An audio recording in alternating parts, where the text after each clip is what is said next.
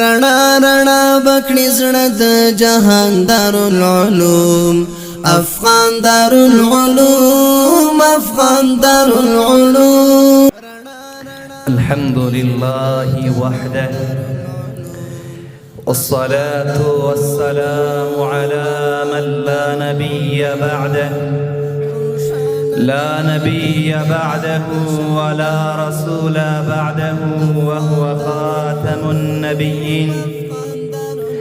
أما بعد فقد قال الله عز وجل في محكم كتابه: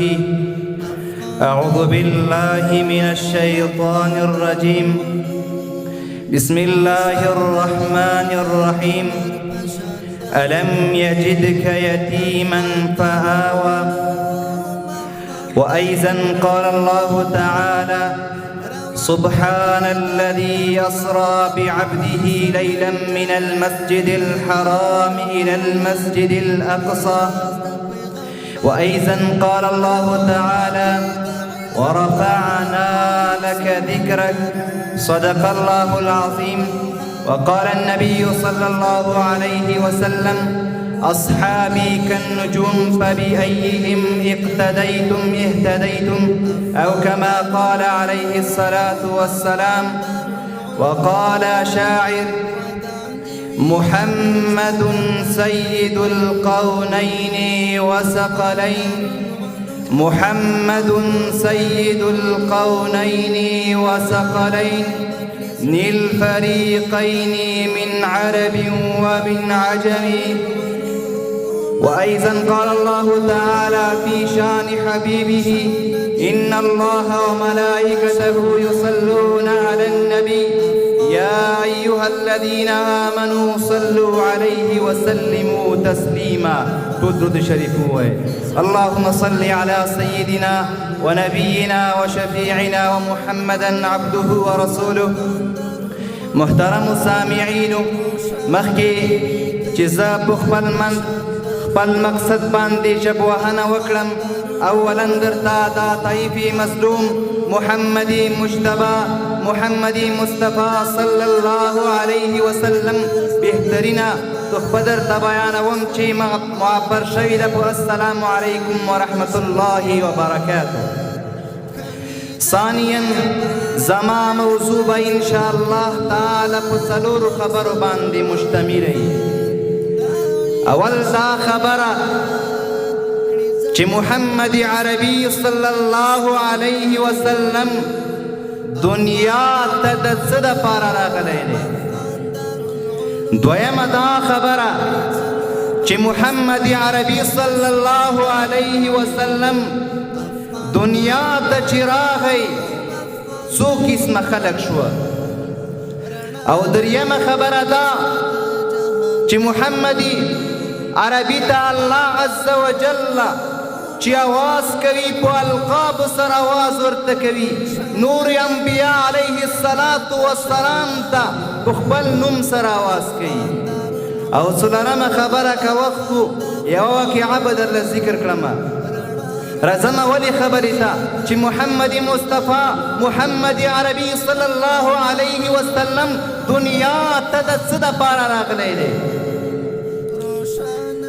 محمد عربي صلی الله علیه وسلم دنیا ته د دې دپاره راغلی دی چې خلکو الله عز وجل ته شا کړي و، نورو عباداتو شرکیاتو ته یې مخ کړی و.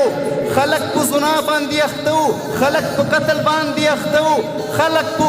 بتانو ته سجدې شروع شوي وي، المر ته سجدې شروع شوي وي،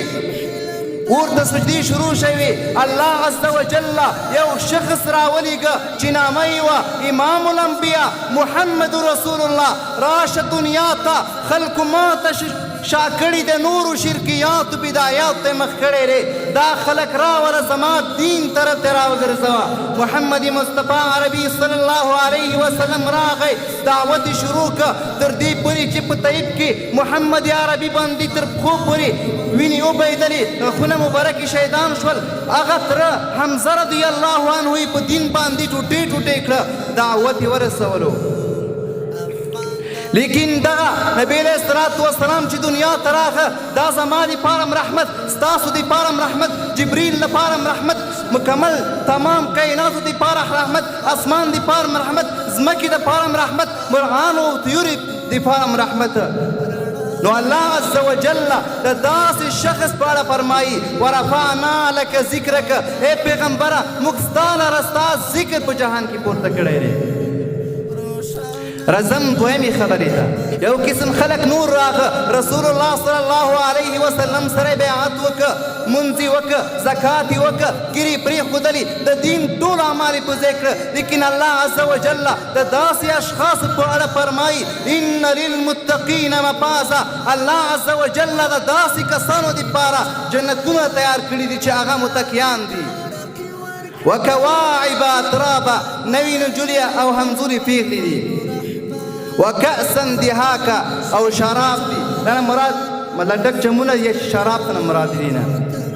یو قسم خلق نور راغه رسول الله صلی الله علیه وسلم سره بیعت وکړه ګیرې پرېښودلې مونځ یې وکړه د دین ټول اعمال یې په ځای کړل لیکن الله عز وجل د داسې خلقو اشخاصو په اړه فرمایي ولا یزید الظالمین الا خسارا ظلم بدکار پسک منافق دبا هیڅ زپه نشي مګر توان بورلی زپه شي یو قسم خلق راځي رسول الله صلی الله علیه وسلم سره بیعت کوي منځ کوي زکات ورکوي روژه نیسي ګیرې پرېږدي الله عز وجل د یو شخص په اړه فرمایي ان للمتقین مفازا د متقیانو دپاره کامیابي ده او یو په اړه فرمایي ولا یزید الظالمین الا خسارا د دې ترمنځ فرق څه شی ده چې الله عز وجل د یو په شان قیاسي فرمایي او د بل په شان کې ان للمتقین مفازا فرمایي وجه دا دی چې یو د رسول الله صلی الله علیه وسلم بیعت سره سره چې مونځ یې عملي که زکات یې ورکړه حج یې وکړه په زړه کې د رسول الله صلی الله علیه وسلم سره مینه وه د یو قسم خلق وو چې بیعت وکړه مونځ یې وکړه ګیرې په ظاهره پرېښودلې لیکن رسول الله صلی الله علیه وسلم سره یې مینه نه وه نو الله عز وجل د دوی په شان کې وفرمایل ولا یزید الظالمین الا خسارا رزم دریمې خبرې ته دریمه دا خبره دی چې الله عز وجل چې آدم علیه السلام ته ندا کوي یا آواز ورته کوي په خپل نوم سره آواز ورته کوي کله چې یونس علیه السلام ته الله آواز کوي په خپل نوم سره آواز ورته کوي کله چې یوسف علیه السلام ته الله آواز کوي په خپل نوم سره آواز ورته کوي کله چې الله عز وجل داود علیه السلام ته آواز کوي په خپل نوم سره آواز کوي ځار شم له داسې پیغمبر نه کله الله عز وجل چې زمونږ پیغمبر ته آواز ورته کوي یا به ورته وایي یا ایها الرسول یا به ورته وایي یا ایها المزمل یا به ورته وایي طه یا به ورته وایي یا مدثر یا به ورته وایي سراجا منیرا یا به ورته وایي داعیا الی الله باذنه وسراجا منیرا کله الله عز وجل چې زمونږ پیغمبر تذکره کوي ورفعنا لك ذکرک اے پیغمبره موږ ستا لره ستا ذکر په جهان کې پورته کړی دی الله عز وجل دې ما تا په دې خبرو باندې د عمل کولو توفیق راکړي واخر دعوانا الحمد لله رب العالمین روشانه دی وی تل د لمر په شان